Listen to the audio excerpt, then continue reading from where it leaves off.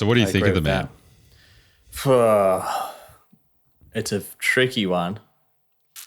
I think he's just a human guy, Aren't we all? Yeah, like big ego, big intelligence, pushed himself to do what he felt was right, I think. But the idea, the name of this documentary, The Fog of War, and the theme of it is around you just don't really know whether your decisions are actually going to be right or wrong. There's so much happening. It's such a complex thing that it elicits, it's almost an impossible job that he kind of found himself in, I think. And by his own admission, he made a lot of mistakes. But that doesn't mean he wasn't trying to do what was right at the time in his eyes.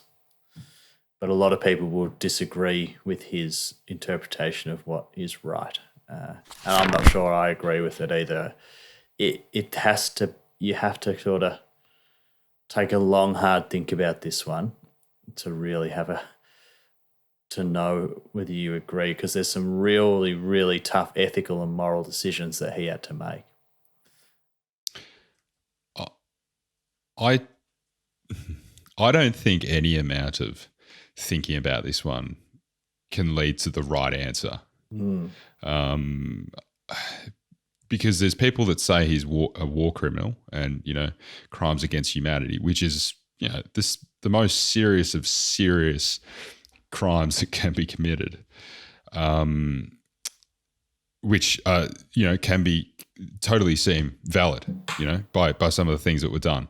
And then on the other end of the spectrum, there's people that praise him as having saved the world or saved the free world, and so, and other justifications to lead to that as well.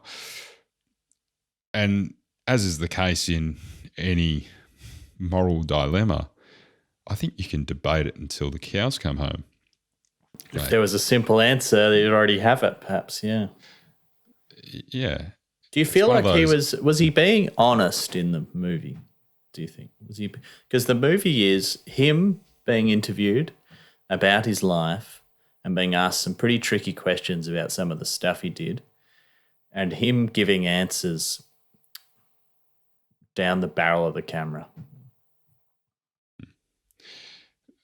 This was I think framing up the context, which we briefly touched on, mate, before the episode, is really important here, because 2003,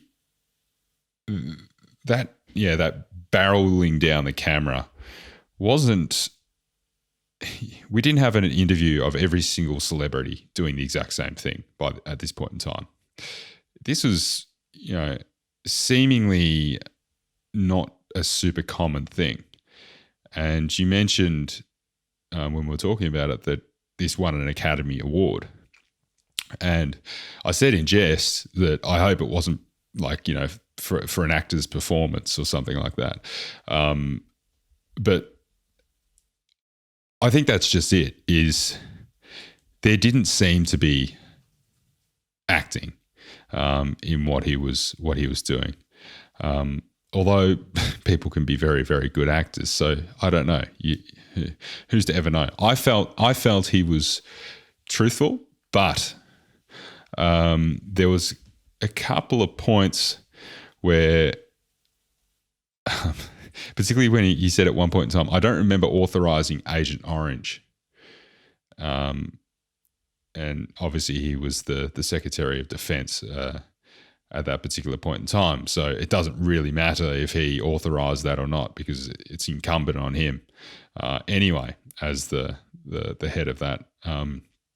But I'm sure for something of that scale, he would have to have known, and he would have to have had some input into. So, but when he said that, there was a reminder to me of some other Agent Orange, one who's just left the White House or is about to hopefully leave the White House.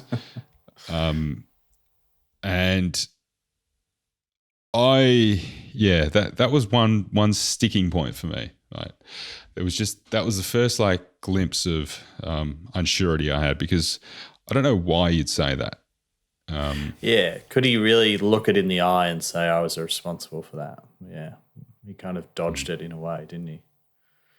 Yes, but other than that, I actually felt things were genuine. But you kind of have one glint of lack of integrity, maybe, if that's what it actually was, and you kind of undermine the entire story. I kind of feel like, he was trying to say, hey, look, this is what it was like. This is what it was like. This is it's almost an impossible situation. We should think about the structure of things and, what's right, what's wrong. I'm still struggling with these questions. He did all this stuff in his 40s, early 50s perhaps, and he's probably, in his late 80s at that point, still trying to figure it out, I think. Did I do the right thing? And I think it's pretty clear through what he was able to do prior to the point in time at which he was making some of these decisions. He is incredibly smart. There's a lot of kind of logic and stuff happening inside his head, and the way in which he had acted previously was quite in pursuit of doing good. You could arguably say. So I guess you hope that he's got the best intentions, and even for someone as potentially talented as him, I just can't imagine it. However, stepping into that position, that is something that any incumbent has to take on. That's part of the role, that's what you sign up for. You don't sign up for going into any sort of public life as kind of, taking it easy, if you will. So, I mean, here's an example, of just what he was up. And something that struck me is that he spent time at Ford, right? He spent all his time looking at statistics and optimizations and getting the data, which is one of his things he talks about. And did a lot of effort on, he said, oh, geez, so many people are dying in cars. How do we fix it? And, basically was instrumental in inventing the seatbelt, among other safety initiatives. And then he worked at the World Bank, which is effectively almost a charity-style organisation to develop the world after he left. So he put his energy towards those things. He probably saved, arguably thousands, maybe hundreds of thousands of lives over time. Maybe millions. Some of his actions, to be honest. Yeah. And then when he was the Secretary of Defence, he was focusing on the wars that were happening. And beforehand in World War II, he held quite a senior position advising about optimizing bombing runs and things like that. And he says in one night, they firebombed Tokyo and killed 100,000 people. And he was kind of responsible for that strategy. So, and then they did that to 30, 40 other cities, then dropped two atom bombs on the joint. It's so unfathomable. Almost, the pause is kind of necessary, because imagine doing that. So, and that's not a comment on whether it was necessarily the right decision at the time either. It's just the humanity of it alone is just, how do you kind of hold that? So a couple of things came to me from that was really, it kind of matters what you work on. So this is kind of the first time where someone's this much military might was in one place, I think. And he got himself into a position that was almost the most powerful of anyone ever besides the president, up to that point in the history of time.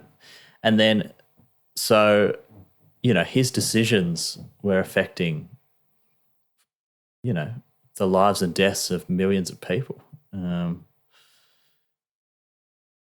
Far out. So it really depends, I think the takeaway for me from that is like, what are you working on?